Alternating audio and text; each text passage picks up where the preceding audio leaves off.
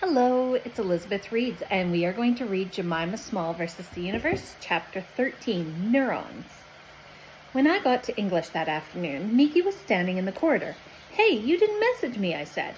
"How did your audition go?" I tried to walk into the classroom, but Miki stood in front of the door. "Sorry, what?" he said, not looking me in the eye properly. "Your audition, literally the only thing you've been talking about all week. Miki, how did it go?" "Oh yeah, it was good." He fiddled with his fringe. "Good? That's it? Are you feeling okay?" "Miss Nisha said it was fabulous," he said quickly. "She's putting the list up next week." "That's awesome," I said. "So why don't you look pleased?" I tried to open the classroom door, but he blocked me again. "Miki, what's going on? Why won't you let me in?" "I just thought we could wait for Mr. Jackson out here instead." Miki is good at acting, but he's bad at lying. I stood on my tiptoes, peered over his head into the classroom. Caleb was at the front reading a newspaper. It was the Clifton Echo. I could hear Lottie's exaggerated laughter, and my heart rate rapidly increased.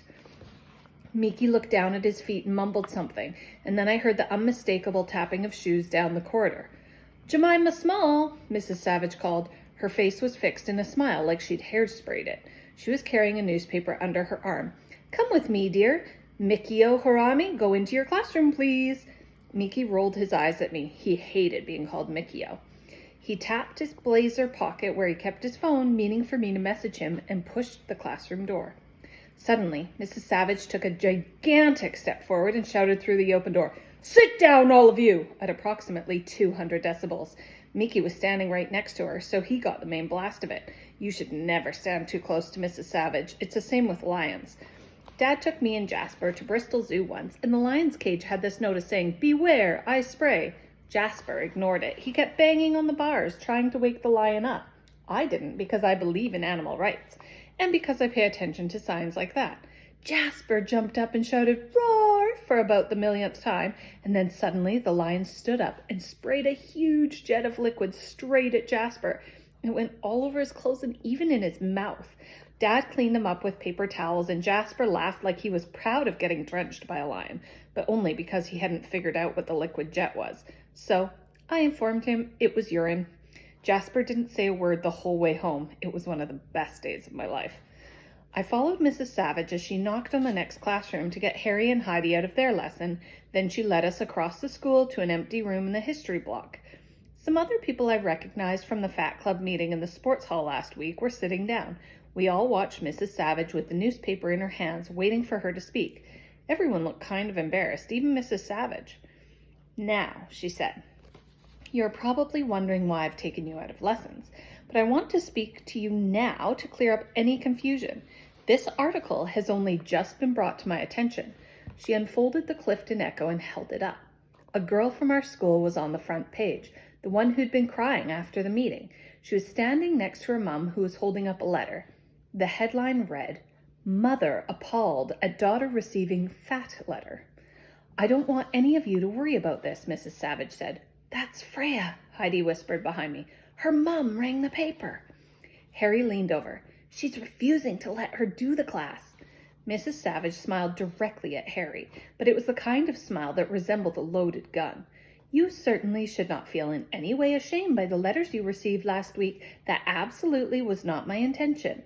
I looked up at the photo of Freya's mom and the headline saying she was appalled. She did look extremely appalled. She must have practiced loads in the mirror to get it that good. I wish I had an appalled parent. Some people are just born lucky. "So, if you get any negative comments about the letter or the healthy lifestyle class or anything related to it, you must report it to me directly at once." Harry put up his hand. "Miss, some girls in my class were saying stuff to me and Heidi at lunchtime." "Not now, Harry," Mrs. Savage bellowed. "I'm in the middle of talking." She smoothed her hair down at the front. "As I said, this is a serious matter, but please don't worry about this article. I will be putting in a complaint to the Clifton Echo myself." Okay, I thought, stay calm. So, there was an article in the Clifton Echo about us. Lottie and Caleb knew about it, and they'd obviously told my whole class. But it wasn't like everyone in the school knew. The Clifton Echo wasn't national news. It was only a local newspaper that old people like my Nana read. "And of course," Mrs. Savage carried on, "I will be getting every form teacher to speak to their classes about this first thing tomorrow." I must have temporarily forgotten that Mrs. Savage is evil. Whew. When I went back to English, Lottie kept blowing her cheeks out at me behind her Pride and Prejudice book. Caleb whispered, "What did your mom think about the letter, Jemima? And what's it like being famous for being fat?" Miki told him to shut up, and Mr. Jackson warned them about talking during private reading. I sat there staring at the same page of my book, wondering how long it would take for the Clifton Echo to be recycled into chip paper.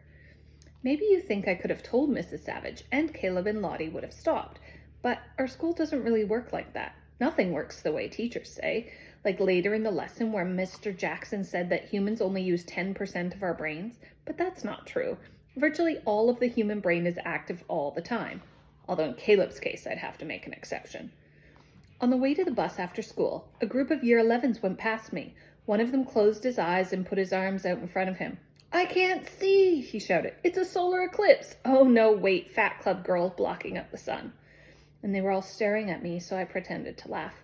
"You're not funny," Miki shouted over to them and said quietly, "You okay? I'll beat them up for you if you want," which made me laugh for real. "It's okay," I said, swallowing the lump in my throat. "I'm not going to listen to anyone who doesn't know there won't even be a total solar eclipse until 2090. Miki grinned and walked toward his bus. I quickly walked to mine, hoping there'd be an empty double seat, and that the tears starting to roll down my cheeks would evaporate before I reached the doors. All the way home, I thought about the Brainiacs test tomorrow and wished with every one of the 100 billion neurons in my brain that I hadn't promised Mr. Nelson I'd sign up.